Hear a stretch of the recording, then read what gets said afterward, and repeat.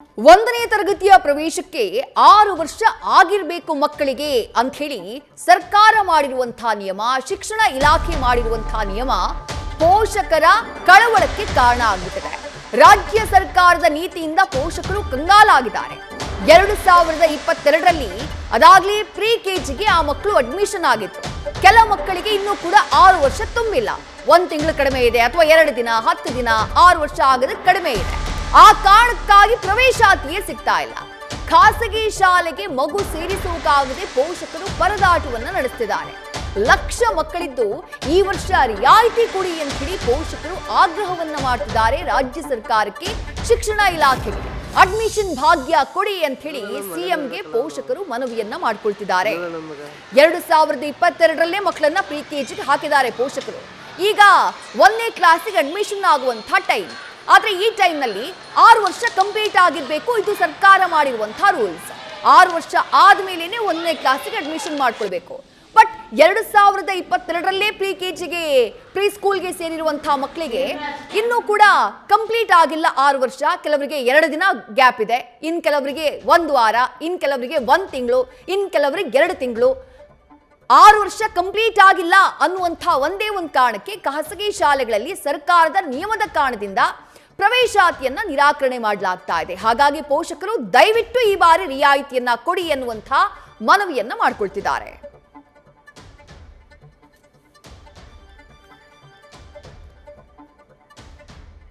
ಹಾಗಾದ್ರೆ ಪೋಷಕರು ರಾಜ್ಯ ಸರ್ಕಾರಕ್ಕೆ, ಶಿಕ್ಷಣ ಇಲಾಖೆಗೆ, ಮುಖ್ಯಮಂತ್ರಿ ಸಿದ್ದರಾಮಯ್ಯ ಅವರಿಗೆ ಮಾಡ್ತಾ ಇರುವಂತಹ ಮನವಿ ಏನು? ನಮ್ಮ ಪ್ರತಿನಿಧಿ ಪ್ರಗತಿ ಪೋಷಕರನ್ನ ಮಾತನಾಡಿಸಿದ್ದಾರೆ, ನೋಡೋಣ ಬನ್ನಿ. ದಾಖಲಾಗೋದಕ್ಕೆ ಮಕ್ಕಳಿಗೆ 6 ವರ್ಷ ಸಂಪೂರ್ಣ ಆಗಿರಬೇಕು ಅನ್ನುವಂತಹ ಶಿಕ್ಷಣ ಇಲಾಖೆಯ 2022ರ ಆರ್ಡರ್ ಈಗ ಬಹುತೇಕ ಪೋಷಕರಿಗೆ ತಲೆನೋವಾಗಿರುವಂತದ್ದು. ಈ ವಿಚಾರಕ್ಕೆ ಸಂಬಂಧಪಟ್ಟ ಹಾಗೆ ಇವತ್ತು ಪೋಷಕರು ನೀವೀಗ ಗಮನಿಸ್ತಾ ಇದ್ರೆ ಒಂದಷ್ಟು ಮಾಹಿತಿಯನ್ನು ಕೂಡ ಹಂಚಿಕೊಂಡ್ರು. ಜೊತೆಗೆ ಅವ್ರಿಗೆ ಆಗ್ತಾ ಇರುವಂತಹ ಸಮಸ್ಯೆಯನ್ನ, ಅವ್ರಿಗೆ ಏನೇನ್ ಪ್ರಾಬ್ಲಮ್ ಆಗ್ತಾ ಇದೆ, ಅವರ ಮಗುವಿನ ಮಾನಸಿಕ ಸ್ಥಿತಿ ಮೇಲೆ ಯಾವ ರೀತಿಯಾದಂತಹ ಸಮಸ್ಯೆ ಆಗ್ತಾ ಇದೆ, ಜೊತೆಗೆ ಅವ್ರು ಯಾವ ರೀತಿಯಾದಂತಹ ಸಮಸ್ಯೆಯನ್ನ ಫೇಸ್ ಮಾಡ್ತಾ ಇದ್ದಾರೆ, ಅದೆಲ್ಲವನ್ನು ಕೂಡ ಇವತ್ತಿನ ಈ ಒಂದು ಸುದ್ದಿಗೋಷ್ಠಿಯನ್ನ ಮಾಡೋದ್ರ ಮೂಲಕ ಶಿಕ್ಷಣ ಇಲಾಖೆಗೆ ರಿಜಿಸ್ಟರ್ ಮಾಡುವಂತಹ ಕೆಲಸವನ್ನ ಪೋಷಕರು ಮಾಡಿರುವಂತದ್ದು. ಸರಿಸುಮಾರು 6 ಲಕ್ಷದಷ್ಟು ಮಕ್ಕಳು ಈ ಒಂದು ಸಮಸ್ಯೆಯಿಂದ ಬಳಲ್ತಾ ಇದ್ದಾರೆ, ಅಂದ್ರೆ ಈ ಸಮಸ್ಯೆ ಫೇಸ್ ಮಾಡ್ತಾ ಇದ್ದಾರೆ ಅನ್ನುವಂಥದ್ದು ಸದ್ಯ ಗೊತ್ತಾಗ್ತಾ ಇರುವಂತಹ ಇನ್ಫಾರ್ಮೇಶನ್. ನನ್ನ ಜೊತೆಗೆ ಪೋಷಕರು ಕೂಡ ಇದ್ದಾರೆ, ಅವ್ರನ್ನ ಕೂಡ ಮಾತಾಡಿಸ್ತಾ ಹೋಗ್ತೀನಿ. ಮೇಡಮ್, ಬಹಳ ಸಮಸ್ಯೆ ಆಗ್ತಾ ಇದೆ. ಒಂದು ಎಮೋಷನಲಿ ತುಂಬಾ ಇದು ಎಫೆಕ್ಟ್ ಆಗ್ತದೆ, ಪೇರೆಂಟ್ಸ್ಗೂ ಸಹ ಮಕ್ಕಳಿಗೂ ಸಹ. ಅವ್ರ ಫ್ರೆಂಡ್ಸ್ ಎಲ್ಲ ಫಸ್ಟ್ ಸ್ಟ್ಯಾಂಡರ್ಡ್ಗೆ ಹೋಗ್ತಾ ಇದ್ದಾರೆ, ಅವರೆಲ್ಲ UKG ಅಲ್ಲೇ ಇರಬೇಕು. ಪ್ಲಸ್ ಇದು ಬಂದು ನಮಗೆ ಮೊದಲೇ ಅಡ್ಮಿಷನ್ ಮಾಡಕ್ ಮುಂಚೆನೆ ಈ ರೂಲ್ ಬಂದಿದ್ರೆ ಪರವಾಗಿಲ್ಲ, ಅಡ್ಮಿಷನ್ ಆದ್ಮೇಲೆ ಈ ರೂಲ್ ಬಂದಿರೋದು. ಆದ್ರಿಂದ ಇವಾಗ ನಾವು ಹಿಂಗೂ ಇಲ್ದಂಗೆ ಇದೀವಿ. ಸೊ ನಮ್ಗೆ ದಯವಿಟ್ಟು ನಮ್ಮ ಗೌರ್ಮೆಂಟ್ ಇದನ್ನ ಕನ್ಸಿಡರ್ ಮಾಡಿ ನಮ್ಗೆ ಒಂದು ರಿಲ್ಯಾಕ್ಸೇಷನ್ ಮಾಡಿದ್ರೆ ಚೆನ್ನಾಗಿರುತ್ತೆ ಅನ್ಸುತ್ತೆ. ಸೇಮ್ ಅದನ್ನೇ ಅವ್ರು ಹೇಳ್ದಂಗೆ ತುಂಬಾನೇ ಎಫೆಕ್ಟ್ ಆಗ್ತಾ ಇದೆ ಅವ್ರ ಮೇಲೆ. ಅವರು ತುಂಬ ಕೇಳ್ತಾ ಇರ್ತಾರೆ, ನಾನು ನಮ್ಮ ಫ್ರೆಂಡ್ಸ್ ಫಸ್ಟ್ ಸ್ಟ್ಯಾಂಡರ್ಡ್ಗೆ ಹೋಗ್ತಾ ಇದ್ದಾರೆ, ನಾನು ಏನಕ್ಕೆ ಹೋಗ್ತಾ ಇಲ್ಲ ಮಮ್ಮಿ ಅಂತ ಅಳ್ತಾ ಇರ್ತಾರೆ ಕೆಲವು ಟೈಮ್. ತುಂಬಾ ಎಫೆಕ್ಟ್ ಆಗ್ತಾ ಇದೆ. ದಯವಿಟ್ಟು ಇದನ್ನು ಸ್ವಲ್ಪ ರಿಲ್ಯಾಕ್ಸೇಷನ್ ಮಾಡಿಕೊಡ್ಬೇಕು ಗೌರ್ನಮೆಂಟ್. NEP-ನ ಗ್ರ್ಯಾಜುಯಲಿ ಅಪ್ಲೈ ಮಾಡಬೇಕು, ದಿಢೀರಂತ ಓವರ್ನೈಟ್ ಅಲ್ಲ. ಎಸ್ಪೆಷಲಿ ಈ ಬ್ಯಾಚಿಗೆ ಸೂಕ್ತವಾಗಿ ಅವ್ರ ಕ್ರಮ ತಗೊಂಡಿಲ್ಲ. ಯಾಕೆ ಅಂದರೆ ಈ ಮಕ್ಕಳು 6 ತಿಂಗಳು ಆಗಲೇ ಸ್ಕೂಲ್ ಮುಗಿಸ್ಬಿಟ್ಟಿದ್ರು. ಸೊ 6 ತಿಂಗಳು ಸ್ಕೂಲ್ ಮುಗಿಸಿರೋ ಮಕ್ಕಳಿಗೆ ನೆಕ್ಸ್ಟ್ ಏನು ಅನ್ನೋದು ಸ್ಕೂಲ್ನವರು ನಮಗೆ ಕ್ಲಾರಿಟಿ ಅಷ್ಟು ಕೊಟ್ಟಿಲ್ಲ. ಯಾಕಂದರೆ we are not very sure about it ಅಂತ. ಯಾವಾಗ ರೂಲ್ ಬಂತೋ ಪದೇ ನಾವು ಹೋಗಿ ಸ್ಕೂಲ್ನವ್ರಿಗೆ ಕೇಳ್ತಾ ಇದ್ವಿ ನೆಕ್ಸ್ಟ್ ಏನು ಅಂತ. ಯಾಕಂದರೆ 6 ತಿಂಗಳು ಮುಗಿಸಿರೋ ಮಕ್ಕಳನ್ನ ನಾವು ಮನೇಲಿ ಇಟ್ಕೊಳ್ಳೋಕ್ಕಾಗಲ್ಲ ವಾಪಸ್ ಅವಾಗ ಸ್ಕೂಲ್ ಬಿಡಿಸಿ. So we felt it is just a road ahead, next ಮುಂದಕ್ಕೆ ಹೋಗ್ತಾರೆ ಅಂತ ಸ್ಕೂಲ್ ಅವರು ಅದೇ ರೀತಿ ಮಾತಾಡಿದ್ರು. So we all are very hopeful. ದಯವಿಟ್ಟು ನಮ್ಮ ಮಕ್ಕಳಿಗೆ 1ನೇ ತರಗತಿಗೆ ಹೋಗೋಕ್ಕೆ ಅವಕಾಶ ಮಾಡಿಕೊಡಿ. ಸೊ ಫಸ್ಟ್ ಆಗಿ ಗೊತ್ತಿರೋಂಗೆ ಇದು ಮಕ್ಕಳಿಗೆ ಎಮೋಷ್ನಲಿ ತುಂಬಾ ಅಫೆಕ್ಟ್ ಆಗ್ತದೆ. ಈಗ ಹೆಂಗಂದ್ರೆ ನನ್ನ ಮಗನ ಸ್ಕೂಲಲ್ಲಿ ಹೇಗಾಗಿದೆ ಅಂದರೆ, ಈ ಮಕ್ಕಳು ಯಾರು ರಿಪೀಟ್ ಮಾಡಬೇಕು ಅವ್ರನ್ನೊಂಥರ ರಿಪೀಟ್ ಸ್ಟೂಡೆಂಟ್ಸ್ ಅನ್ನಂಗೆ ಟ್ಯಾಗ್ ಮಾಡ್ದಂಗಿದೆ. ಸೊ ನನ್ನ ಮಗ ಬಂದು ಮನೇಲಿ ಕೇಳ್ತಾನೆ, ಅಮ್ಮ ನಾನು ಯಾಕೆ ರಿಪೀಟು ಅಂತ. ಸೊ ಅದು ನಾನು ಏನೇ ಅದರಿಂದ ಮಕ್ಕಳಿಗೆ ಅರ್ಥ ಮಾಡ್ಕೊಳ್ಳೋ ಮೆಚ್ಯೂರಿಟಿ ಇರಬೇಕಲ್ಲ. ಪಾಪ ಅವ್ರಿಗೆ ಏನು ಅರ್ಥ ಆಗುತ್ತೆ? ಅವ್ರಿಗೆ ಒಂದೇ ಅರ್ಥ ಆಗಂದ್ರೆ ನನ್ನ ಫ್ರೆಂಡ್ಸ್ ಎಲ್ಲ ಫಸ್ಟ್ ಸ್ಟ್ಯಾಂಡರ್ಡ್ಗೆ ಹೋಗ್ತಾರೆ, ನಾನು ಫಸ್ಟ್ ಸ್ಟ್ಯಾಂಡರ್ಡ್ಗೆ ಹೋಗಬೇಕು. ಇನ್ನೊಂದು ಏನಂದರೆ, ಈಗಿನ ಮಕ್ಕಳು ಸಿಕ್ಕಾಬಟ್ಟೆ ಚುರುಕು. So they are already ready for first standard. So ಅವ್ರು ತುಂಬ ಚುರುಕಿರೋದ್ರಿಂದ ಎಲ್ಲದನ್ನು ಬೇಗ ಕಲಿತಾರೆ. ಅವ್ರನ್ನ ಇನ್ನೊಂದು ವರ್ಷ ರಿಪೀಟ್ ಮಾಡಿಸೋದ್ರಲ್ಲಿ ಅರ್ಥ ಇಲ್ಲ. ಅವ್ರ ಗ್ರೋತ್ನ ಇದು ಮಾಡ್ದಂಗೆ ಆಗುತ್ತೆ.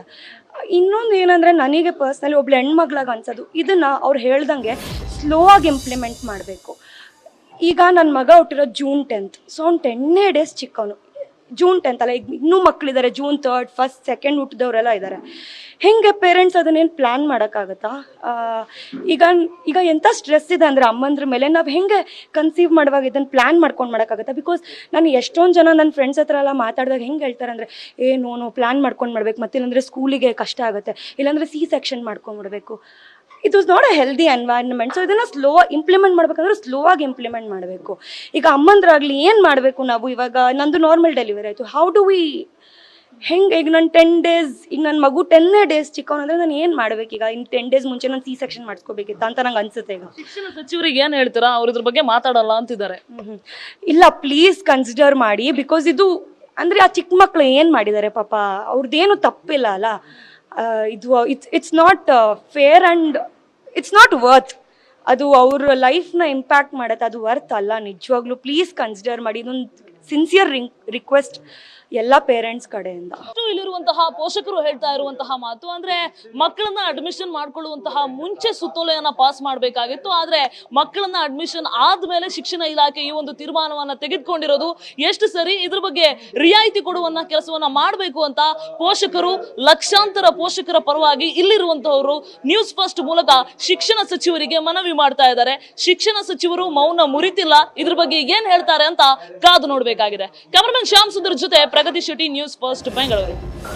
ನಮ್ಮ ಪ್ರತಿನಿಧಿ ಪ್ರಗತಿ ಪೋಷಕರನ್ನ ಮಾತನಾಡಿಸಿದ್ರು. ಎಲ್ಲರೂ ಕೂಡ ಬಹಳ ಜೆನ್ಯೂನ್ ಸಮಸ್ಯೆಯನ್ನ ಹೇಳ್ತಿದ್ದಾರೆ. ಏನಾಗ್ತಾ ಇದೆ? 6 ವರ್ಷಗಳ ಮಿತಿಯಿಂದ ಮಕ್ಕಳ ಮೇಲೆ ಎಷ್ಟು ಸ್ಟ್ರೆಸ್ ಆಗ್ತಾ ಇದೆ. ಜೂನ್ ತಿಂಗಳಿನಲ್ಲಿ ಅಥವಾ ಜೂನ್ 1ನೇ ತಾರೀಕಿನ ನಂತರ ಹುಟ್ಟಿದವರು 10 ದಿನ, 15 ದಿನ ಅಥವಾ 20 ದಿನ ಅಷ್ಟು ಲೇಟಾಗಿ ಹುಟ್ಟಿದವರಿಗೆ ಈಗ 1 ವರ್ಷ ಕಾಯಬೇಕು. ಇಲ್ಲ, ಯಾವ ಕ್ಲಾಸಿಗೆ ಹೋಗಿದಾರೋ ಅದೇ ಕ್ಲಾಸಿಗೆ ಮತ್ತೆ ರಿಪೀಟರ್ಸ್ ಆಗಿ ಹೋಗಬೇಕು.